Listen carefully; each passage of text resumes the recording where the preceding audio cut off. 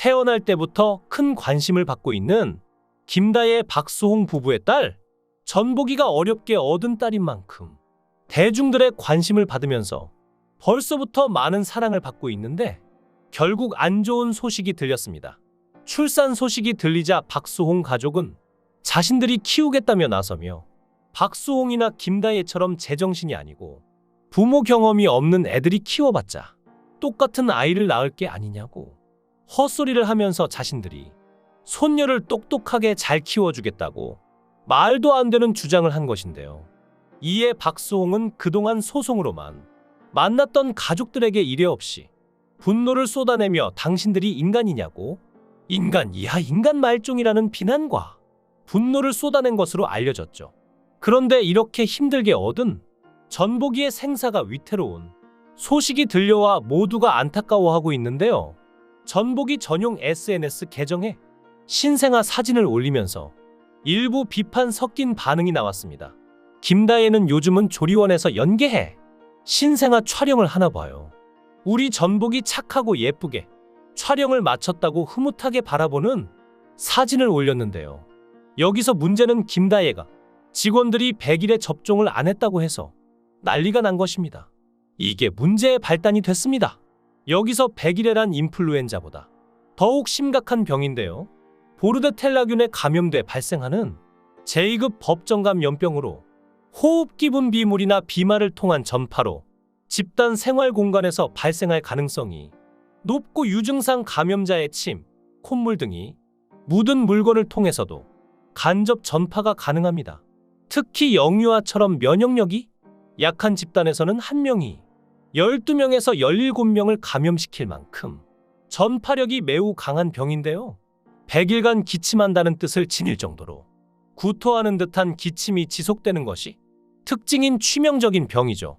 문제는 성인도 안심할 수 없단 건데 성인의 경우 100일에 감염돼도 무증상인 경우가 많아 자신도 모르게 신생아나 영유아에게 균을 전파하여 아이를 아프게 할 수도 있는데요.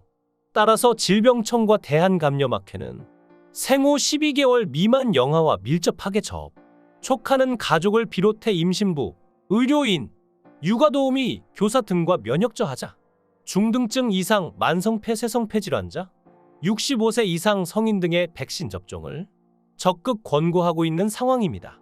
그러니 김다혜가 사진사에 100일의 접종을 걱정하는 건 그리 이상한 일이 아닌 것이죠. 특히나 전보기를 어렵게 얻은 만큼 걱정하는 게 당연한데요. 애초에 박수홍의 가족과의 갈등으로 인한 엄청난 스트레스로 상황이 힘든 탓에 30kg이 빠지며 심한 마음고생을 했는데요. 이에 따라 극도로 나빠진 건강 상태로 영양실조 상태라는 진단까지 받아 남자로서 해야 할 역할을 못했고 정자 활동성이 떨어져 시험관 시술을 받게 된 것이었죠. 또 시험관은 남자보다 여자가 고통스러운 시술에 속하는데요. 생리 시작 3일 후 병원을 방문해 과배란을 유도하기 위해서 시술 전까지 매일 배에 호르몬 주사를 맞아야 합니다. 주사 부작용은 두통이 가장 흔하며 너무 심하면 아스피린을 먹어야 할 정도인데요. 여기서 끝이 아닙니다. 난포가 성숙해 난자를 채취할 시기가 오면 난포를 터뜨리는 주사를 맞고 난자 채취 과정에 들어가는데 내부에 기구를 밀어넣어야 하죠.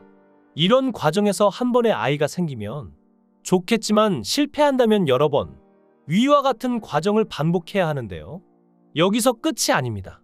배아 이식 후에도 계속 유산 방지를 위해 매일 호르몬 주사를 맞아야 합니다. 이 주사는 근육 주사라 반드시 병원에서만 맞을 수 있죠. 정말 눈물 나는 마라톤이지만 임신 가능성이 꽤 낮기 때문에 이 과정을 2~3번, 심하면 10번이 넘도록 감수하는 사람들이 많습니다. 그래서 박수홍은 아내 김다혜가 정말 너무 고생한다며 이세를 위해 고통을 감내한 아내를 향한 미안함을 드러내기도 하였는데요. 힘든 과정 속에서 아이를 임신했지만 부인 김다혜의 건강 상태가 좋지 않아 더욱 걱정이 큰 상황이었습니다. 임신성 당뇨 수치가 높아 거대한 위험이 있다는 것이었는데요. 작게 태어나는 것보다 크게 태어나는 것이 튼튼하다는 생각으로 거대아를 쉽게 생각하시는 분들이 있지만 이는 사실과 전혀 다릅니다. 왜소한 체격보다는 큰 체격으로 태어난 아이는 튼튼하고 예쁘다고 평가받는 분위기가 있으니 미숙아보다는 거대아가 낫다고 생각하실 수도 있는데요. 하지만 생각보다 거대아 출산의 위험성은 매우 큽니다. 거대아를 임신한 경우 산모는 물론 태아까지 각종 합병증이 발병할 가능성이 높아지는데요. 분만 도중 산모의 질에 아기 어깨가 걸려 나오지 못할 수도 있으며 분만 및 출산 후에는 자궁수축 부전 등이 발생할 수 있고 아두 골반 불균형이 초래될 수도 있습니다. 이뿐만 아니라 거대아가 분만을 거치려면 산모뿐 아니라 아기도 고생하게 되는데요. 쇄골 골절이나 간 및 비장 파열, 부신피질 출혈, 심한 질식으로도 이어질 수 있다고 합니다. 그렇기 때문에 유도 분만을 진행하는 경우가 많은데 유도 분만을 시도하다 태아가 위험에 처하는 경우가 생기면 제왕 절개를 고려하기도 합니다.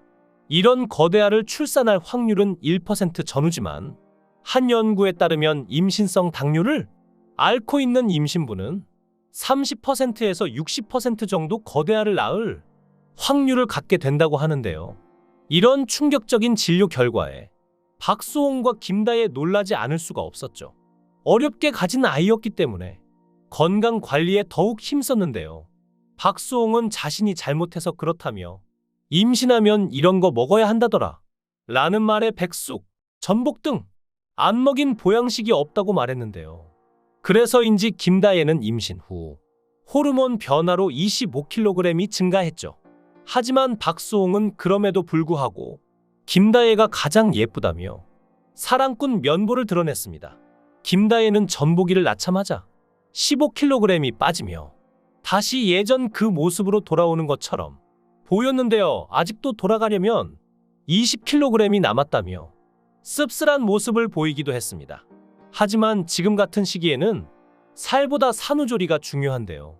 산후풍은 산후조리가 충분하지 못할 경우 발생하는 모든 후유증을 말하며 임신과 출산 과정에 있는 여성은 호르몬 변화로 인한 신체 변화뿐 아니라 출산 시 과도한 체력 소모와 출혈, 출산 후 자궁에 남아있는 불순물의 배출이 원활하지 않을 경우 산후풍이 나타날 수 있습니다. 많은 분들이 산후조리를 할 때 운동을 하면 안 된다고 생각하지만 그렇지 않습니다. 출산 후 한 달 동안은 쉬는 게 좋지만 움직일 수 있다면 조금씩 활동량을 늘려야 하는데요. 조금씩 걸으며 땀을 빼고 열량은 높지 않으면서도 영양이 풍부한 음식을 먹어야 하죠. 고생 끝에 귀한 딸 전보기를 만난 만큼 몸 관리도 소홀히 하면 안 될 텐데요. 게다가 박수홍은 아내 김다혜와 같이 입덧을 할 정도로 아내와 아이에 대한 사랑이 지극했습니다. 이는 쿠바드 증후군이라 불리며 임신한 아내를 둔 남편이 입덧하는 증상으로 쿠바드 증후군을 앓는 남자들은 아내의 임신 기간 동안 자신이 마치 임신한 것처럼 헛구역질과 구토, 메스꺼움, 요통, 체중 증가, 감정 기복 등을 겪는데요.